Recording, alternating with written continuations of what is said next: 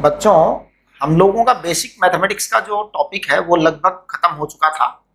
हमने ट्रिगोनोमेट्री कर ली थी, सारे ग्राफ्स कर लिए थे और इंटीग्रल भी कर लिया था, डिफरेंशियल भी कर लिया था। लेकिन अब डिफरेंशियल इंटीग्रल की एक छोटी मोटी एप्लीकेशंस हैं, वो मैं आपको बता दूं। सबसे पहले डिफरेंशियल की एप्लीकेशन है, एक बहुत इंपॉर्टेंट एप्लीकेशन है, और वो एप्लीकेशन पता है क्या है?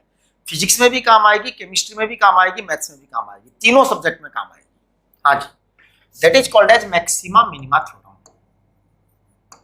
Maxima minima theorem.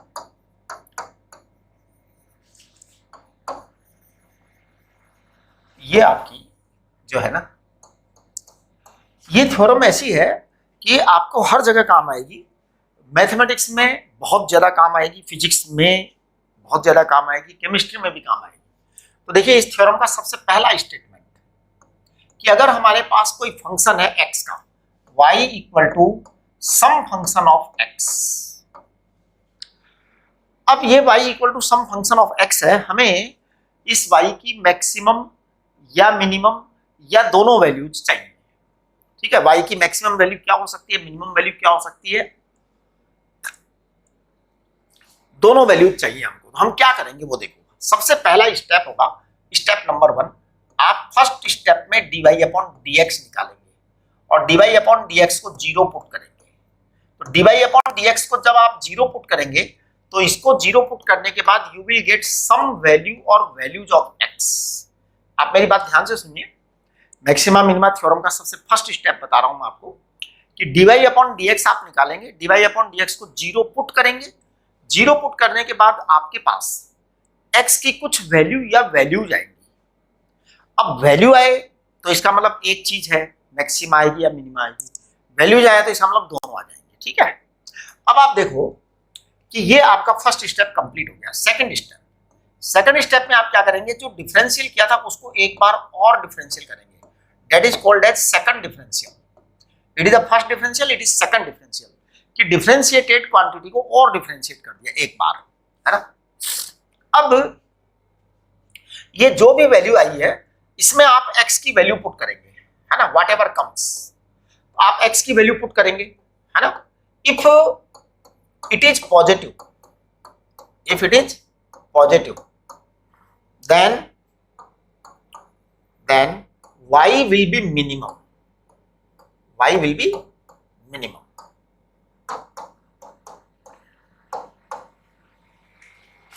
if it is negative, then y will be maximum। अब आप कहेंगे सर ये क्या मतलब है, देखिए मैं आपको अभी समझाता हूं इसको। y will be minimum, maximum, sorry maximum. देखो, ये मैक्सिमा मिनिमा की थ्योरम मैंने आपको बता दी। अब मैं एक एग्जांपल लेकर के, ग्राफ लेकर के बताना चाहता हूं आपको। मान लीजिए आपके पास में y equal to some function of x है।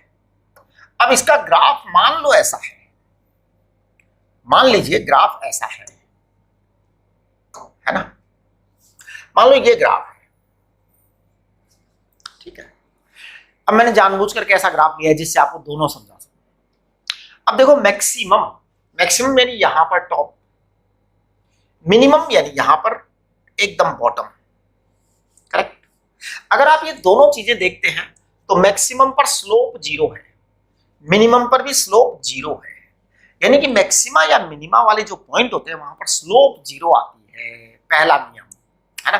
देखो, आपका फर्स्ट लॉ था स्लोप इज जीरो, मैक्सिमा के लिए भी मिनिमा के लिए भी, है ना।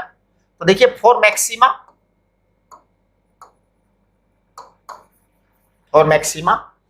और फॉर मिनिमा, दोनों के लिए साहब dy अपॉन dx को जीरो रखना पड़ेगा। दोनों के लिए dy अपॉन dx को क्या रखना पड़ेगा, जीरो रखना पड़ेगा। जब dy अपॉन dx जीरो हो जाएगा तो अब देखिए, आप कोई भी चीज इस दुनिया में मैक्सिमम कब होती है, मैक्सिमम जब हो जाती है तो उसके बाद फिर मिनिमम, फिर कमी होगी। कोई भी चीज मिनिमम तब होती है जब उसके बाद फिर बढ़ना ही है। भाई, मैक्सिमम का मतलब अब उससे ज्यादा और नहीं हो सकता, मिनिमम का मतलब अब उससे कम और नहीं हो सकता। तो ये मैक्सिमम के अंदर वैल्यू घटना ही है, वैल्यू को कम होना पड़ेगा, दोनों साइड में कम होना पड़ेगा। मिनिमम का मतलब अब वैल्यू को बढ़ना पड़ेगा। तो देखिए सेकंड डेरिवेटिव जो है ना d2y अपॉन dx स्क्वायर, अगर ये वाली वैल्यू नेगेटिव आ जाती है, इसका मतलब आपकी जो वैल्यू आने वाली है y की वो मैक्सिमम आएगी। यस, यहां से सेकंड डेरिवेटिव नेगेटिव आएगा, यहां से सेकंड डेरिवेटिव पॉजिटिव आएगा। पॉजिटिव मतलब बढ़ना, positive means increasing value. d2y upon dx square is positive. Positive का मतलब होता है आपकी वैल्यू क्या होगी, मिनिमम आएगी, आपकी वैल्यू मिनिमम आएगी। तो देखिए कुल मिलाकर के मैं इस मैक्सिमा मिनिमा थ्योरम को एकदम समराइज कर देता हूं, समराइज कर देता हूं। क्या, मैक्सिमा को मैं इधर की तरफ लिख दूंगा सारा का सारा, मिनिमा को इधर की तरफ लिख दूंगा सारा का सारा, और फिर मैं 2-3 क्वेश्चन लेकर के आपको समझाऊंगा सारा सीन। देखो मैक्सिमा का मतलब होता है dy अपॉन dx बराबर 0, मिनिमा का मतलब होता है dy अपॉन dx बराबर 0। ये तो दोनों में ही 0 होगा। मैक्सिमा का मतलब होता है d2y upon dx square, it should be negative. Negative माने लेस देन 0। हाँ, नेगेटिव माने less than 0। d2y upon dx square it should be positive, positive यानी मोर देन 0 मिनिमा के अंदर। तो मैक्सिमा में नेगेटिव आएगा, मिनिमा में पॉजिटिव आएगा। अब देखिए मैं एक सवाल लेता हूं, अपने पास एक क्वेश्चन ले रहा हूं मैं। अगर y equal to x square plus x है, if then find out maximum और मिनिमम वैल्यू ऑफ y। तो देखिए मैं निकाल रहा हूं। सबसे पहले मैं इसको डिफरेंशिएट करूंगा। First differential dy upon dx, देखो क्या आएगा ये 2x प्लस 1। आप इसे 0 पुट कर दीजिए। 0 पुट करेंगे तो बेटा x क्या आएगा बताओ, x क्या आएगा, x आएगा आपका -1/2। ये आपका x आ गया, करेक्ट। अब सवाल उठता है कि हमें इसको नेक्स्ट क्या करना है, मिनिमम मैक्सिमम निकालना है। एक काम करो, ये जो आपने dy अपॉन dx निकाला है ना, dy अपॉन dx निकाला है ना, इसको आप क्या करें कि फर्दर डिफरेंशिएट करें। तो देखो d2x अपॉन dt, सॉरी हाँ, d2y अपॉन dx स्क्वायर, एक बार और डिफरेंशिएट करिए, आप करिए जरा डिफरेंशिएट। तो dy upon d2y upon dx square को आप जब एक बार और डिफरेंशिएट करेंगे तो इट विल कम 2 माने ये पॉजिटिव वैल्यू आई है। पॉजिटिव वैल्यू आई है यानी कि y की वैल्यू मिनिमा ही आएगी, मैक्सिमा हो ही नहीं सकती, या ये कहिए मैक्सिमा डिफाइनेबल, डिफाइन कर नहीं सकते हम मैक्सिमा को। मिनिमम वैल्यू ही आएगी, जो भी आएगी वो मिनिमम वैल्यू आएगी, मैक्सिमम नहीं आ सकती। आप y वाला जो फंक्शन दे रखा है एक्स स्क्वायर प्लस एक्स, इसमें आप x बराबर -½ पुट कर दीजिए, x इक्वल टू -½ पुट करिए। तो ये आ जाएगा 1/4 माइनस 1/2 यानी कि -1/4 आ जाएगा। चेक करो, ठीक है ना। तो ये जो y की वैल्यू है मिनिमम ही आएगी, मैक्सिमम वैल्यू डिफाइन नहीं हो सकती, क्योंकि यहां पर केवल आपके पास ये पॉजिटिव क्वांटिटी ही आ रही है सेकंड डेरिवेटिव, नेगेटिव क्वांटिटी नहीं आ रही है। इसका मतलब मिनिमम वैल्यू ही डिफाइन हो सकती है, मैक्सिमम वैल्यू डिफाइन नहीं हो सकती। हमने आपको बता दिया है पिछले पेज में क्लियर कट कि जब d2y upon dx square positive हो तो केवल मिनिमा डिफाइन होगा बेटा, मिनिमा डिफाइन होगा। ये बड़ी ही इंपॉर्टेंट बात है। ये होगा तो मैक्सिमा डिफाइन होगा, और अगर दोनों हो जाएंगे तो मिनिमा मैक्सिमा दोनों डिफाइन होगा, ठीक है। चलिए अब मैं इसके आगे एक नेक्स्ट क्वेश्चन और लेता हूं, यानी कि इसकी जो मिनिमम वैल्यू आएगी ना वो -1/4 आएगी इस सवाल की, ये जो एक्सप्रेशन है। अब मैं इसके आगे का क्वेश्चन एक और लेता हूं, नंबर 2 क्वेश्चन है। y इक्वल टू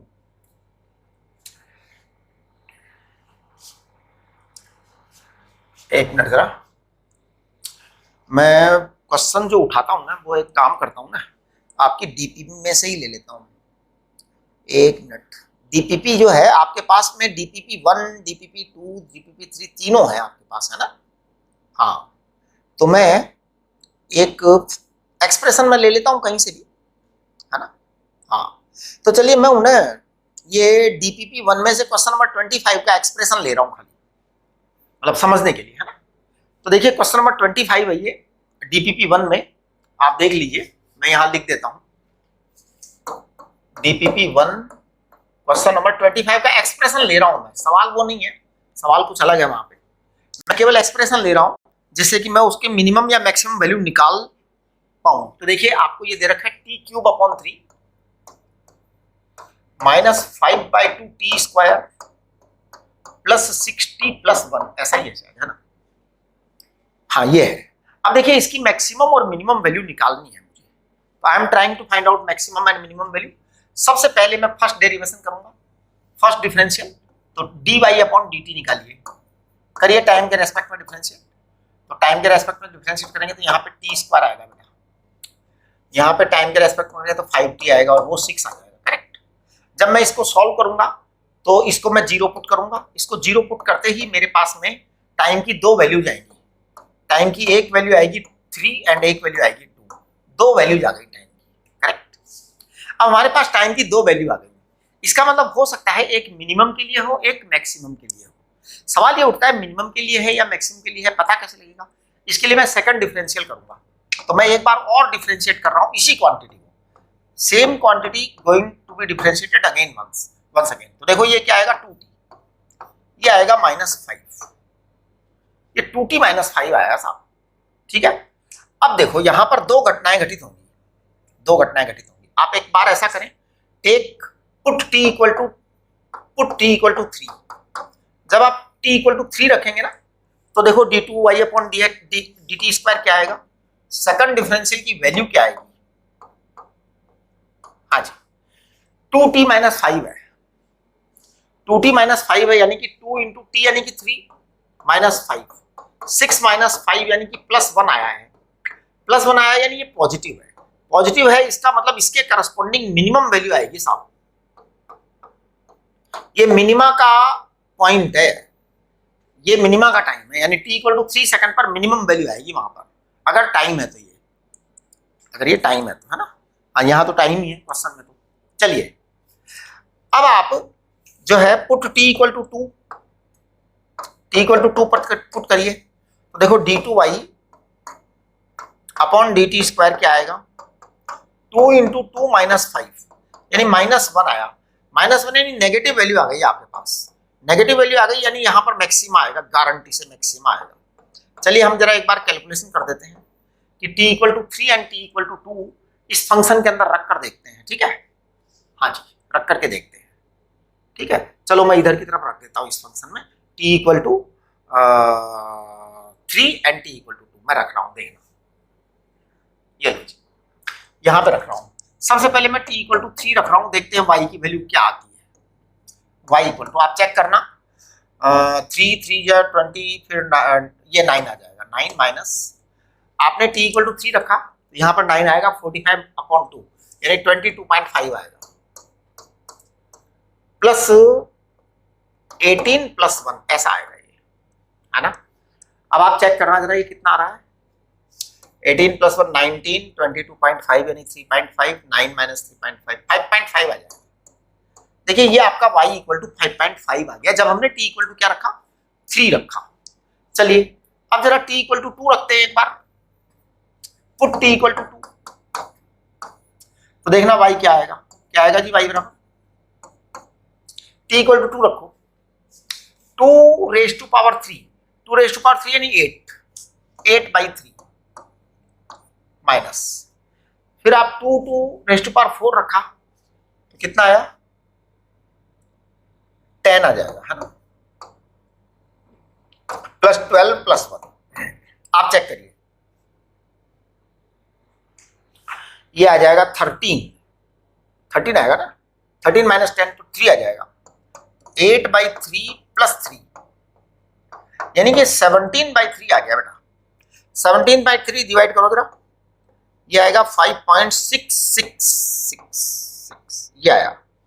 अब देखिए 5.666 है और पहले क्या आया था 5.5, नेचुरल है कि ये कम है और ये ज्यादा है, तो this value is bigger, it is maximum value, natural है, it is maximum and it is minimum. देखिए बड़ा ही अच्छा मतलब कि क्लियर कट चीज निकल के आ रही है, मैक्सिमम एंड मिनिमम, है ना? बहुत जोरदार बात है। चलिए आगे बढ़ते हैं अपन, एक सवाल मैं और लेता हूं, है ना, जिससे एकदम क्लियर समझ में आ जाएगा कि क्या होता है। जैसे मैं ले रहा हूं y equal to a1 minus cos x, plan करके मैंने ये क्वेश्चन दिया है ना। इसमें क्या है कि x की दो वैल्यूज आएंगी, एक मिनिमम होगी एक मैक्सिमम होगी। तो सबसे पहले मैं ऐसा कर रहा हूं, इसको ओपन कर देता हूं, a minus A cos x बेटा। अब मैं dy अपॉन dx निकाल रहा हूं, dy अपॉन dx। देखो इसे कहेंगे 0 माइनस ए साइन, ये कॉस एक्स को लिखेंगे माइनस साइन एक्स। देखना जरा क्या आया, ए साइन एक्स आ गया बेटा जी, ए साइन एक्स आ गया। अब आप एक काम करें, इसे जीरो पुट करें एक बार, पुट इट जीरो। जब जीरो पुट करेंगे तो आपके पास में साइन एक्स बराबर जीरो आएगा। अब देखिए साइन एक्स बराबर जब जीरो है तो एक्स क्या हो सकता है, तो एक्स हो सकता है आपका, एक्स हो सकता है आपका 0 डिग्री पर भी जीरो आएगा, पाई भी हो सकता है। बिल्कुल जीरो और पाई दो वैल्यू हो सकती है साहब। पाई माने 180 डिग्री, साइन जीरो की वैल्यू कितनी होती है, जीरो। साइन 180 डिग्री की वैल्यू कितनी होती है, जीरो। दोनों की वैल्यू जीरो होती है, तो इसलिए ये ऐसा आएगा, करेक्ट। चलिए अब मैं इसका सेकंड डिफरेंशियल कर रहा हूं। Next differential d2y upon dx square, कहां था फंक्शन, फंक्शन ये है, इसको डिफरेंशिएट करो। तो देखिए a तो a है, साइन x का डिफरेंशियल आएगा cos x, ये बात करेक्ट। अब हमारे पास x की दो वैल्यूज हैं, एक है 0 और एक है पाई। तो मैं एक काम करता हूं, x बराबर 0 लिखता हूं। तो जब x बराबर 0 लिखूंगा तो d2y अपॉन dx स्क्वायर क्या आएगा, जरा चेक करना। d2y अपॉन dx स्क्वायर आएगा a cos 0। a cos 0 का मतलब आएगा a यानी पॉजिटिव वैल्यू आएगी। पॉजिटिव वैल्यू का मतलब है कि मिनिमा आएगा, मिनिमा मतलब कम क्वांटिटी आएगी, ये पॉजिटिव वैल्यू का मतलब होता है। चलिए अब x बराबर आप पाई रखिए जरा, पाई। जैसे ही आप x बराबर पाई रखेंगे तो यहां पर d2y अपॉन dx स्क्वायर जो है आपका, यह a cos पाई, cos पाई का मतलब -1 होता है जी, ये माइनस ए आएगा। माइनस ए यानी नेगेटिव वैल्यू आ गई, नेगेटिव वैल्यू आ गई यानी मैक्सिमा आएगा आपका रिजल्ट, रिजल्ट मैक्सिमा आएगा बेटा। ये बड़ी ही इंपॉर्टेंट बात है। अब देखो आप, ये मैक्सिमा मिनिमा आएगा तो 0 के लिए आएगा मिनिमम और पाई के लिए आएगा मैक्सिमम। तो हम एक बार जरा चेक कर लेते हैं वैल्यूज को, है ना। हाँ देखिए ये वैल्यू है आपकी, मैं यहीं चेक कर लेता हूं, यहीं चेक कर लेता हूं। देखो ये आपका वाई का फंक्शन है।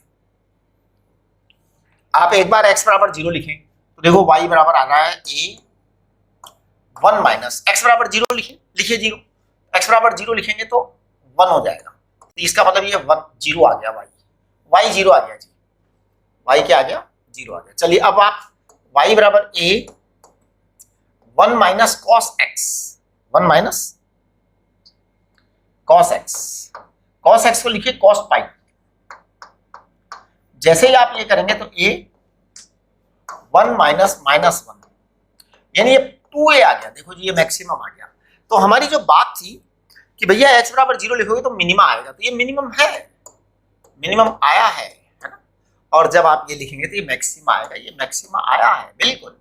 इसका मतलब ये हुआ कि मैक्सिमा मिनिमा के सवाल करना बड़ा ही आसान काम है, बहुत ही आसान काम है। आपको कुछ नहीं करना मैक्सिमा मिनिमा के सवाल करने में, आप कुछ नहीं करना। सबसे पहले फंक्शन को एक बार डिफरेंशिएट करो, उसको 0 लिख दो, 0 लिख करके उसकी कोई वैल्यू आएगी x की, फिर आप क्या करें उसको दूसरी बार डिफरेंशिएट करो और वो जो x की वैल्यू आई ना उसको पुट करके देखने की कोशिश करो।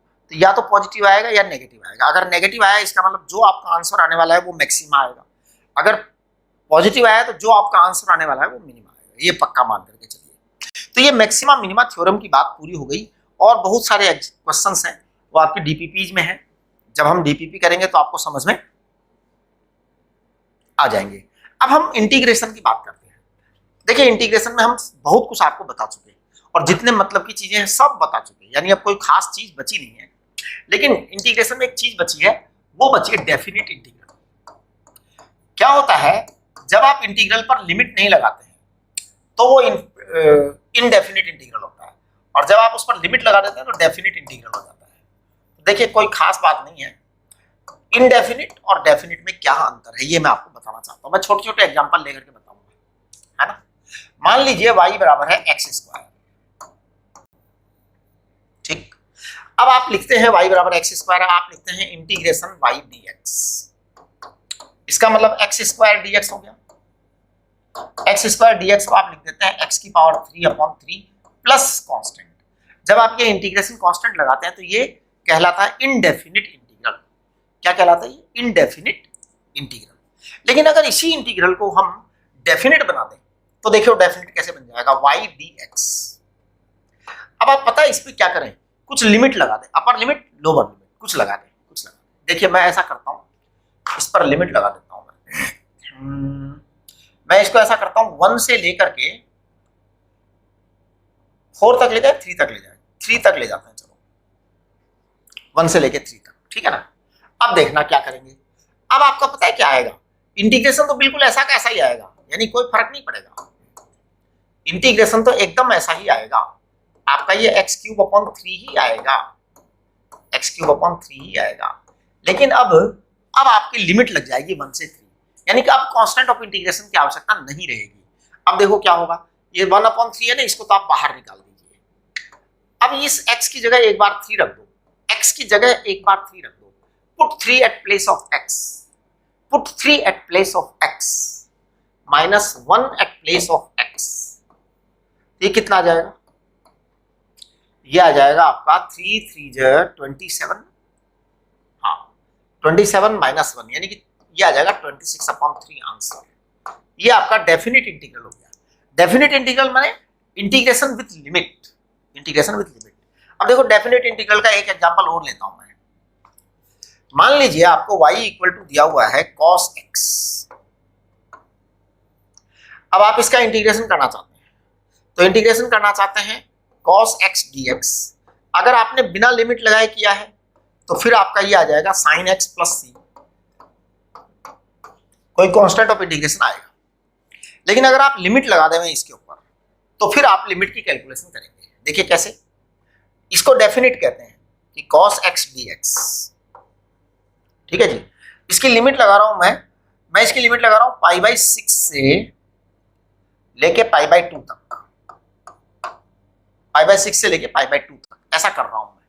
तो देखो अब इसमें क्या करेंगे, अब इंटीग्रेशन तो वही होगा, cos x का इंटीग्रेशन sin x ही होगा, बिल्कुल उसमें कोई फर्क पड़ने वाला नहीं है। लेकिन अब आप यहाँ पे π/6 और π/2 के बीच का लिमिट लगाएंगे, तो वो कैसे करेंगे? सबसे पहले अपर वैल्यू को लिखेंगे x की प्लेस पर। देखिए what is the rule, put the upper value at place of x, then put the lower value at place of x and put the minus sign in between. तो सबसे पहले x के place पर lower value रखो, वो sorry अपर value रखो, अपर value π/2, फिर लगाइए माइनस का साइन, फिर x की जगह रखिए लोअर वैल्यू। बस ये माइनस का साइन बीच में लगाना बहुत जरूरी है, ठीक है। इसका मतलब पता है क्या होता है, इसका मतलब होता है कि we are determining the value of this integral between π/6 to π/2। तो ये π/2 का मतलब 1 होता है और ये 1/2 होता है, यानी कि ये 1/2 आंसर आ जाएगा। बस ऐसे ही करना है, ऐसे ही करना है। आपको जब भी इंटीग्रेशन की लिमिट रखनी हो तो आप ऐसे ही रख करके किया करो, ठीक है। तो इस तरह से आप देखो ये डिफरेंशियल और इंटीग्रल, ये दोनों चीजों की आपको लिमिट और ये सब बता दी।